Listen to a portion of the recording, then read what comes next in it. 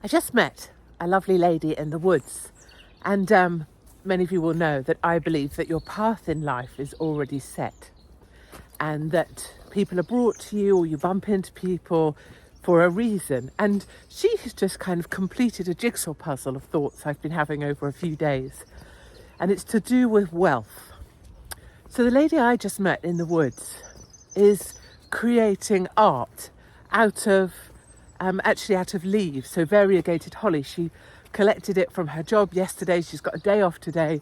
She's in the woods and she's trying to create a kind of piece of art using this variegated holly that she collected, and then she photographs it and she pops it online, and she also leaves it there so that people that walk later in the day might see it. And I just thought, gosh, how lovely. And I've seen people post this artwork or leave artwork or the piles of stones or whatever. And I just love it. And she said she started doing it in lockdown.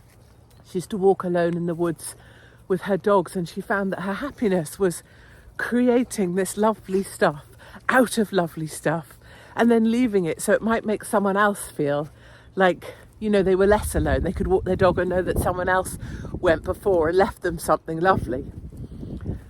And that links to this gentleman online, and he posted a picture saying, "My version of wealth." And it was a little plot of land in the middle of lots of other empty land with a little house on it, a water supply, a method of kind of energy production that had crops on it, so food security, had chickens and things, and a fish pond, but basically a self-sustaining life where everything you need you have. You work the land to feed yourself, you can create your own energy, you're not dependent on anyone. And it said, "My version of wealth" or something, and I think it had like 6 million views. That doesn't matter, but it's that so many people under there in the comments were like, "Oh, I feel that," or "I want that," or "I need that, that's mine too." And this is set amongst the context of cryptocurrency, Bitcoin, new coin, meme coin, any kind of coin or Bitcoin. And I get told by people who I consider, relatively sensible individuals, you should get some. You don't want to miss out. You should get some just because everyone else has got some. You should get some because they've got one. And then they watch the Bitcoin, and then they watch how much it's worth today and how much it was worth yesterday and how much it won't be worth tomorrow and how much this exchange is worth and blah, blah, blah. And I guess the threads of all of this come back to, what is your version of wealth? And I think that's a really great question to think about, because when you're thinking about, how's this currency exchange doing, and maybe I should get some Bitcoin, and I don't have this or that, or maybe I need to buy this, or maybe I need a bigger that, or how am I going to afford this? Those are all actually not relevant questions, because if the question is, what's your version of wealth?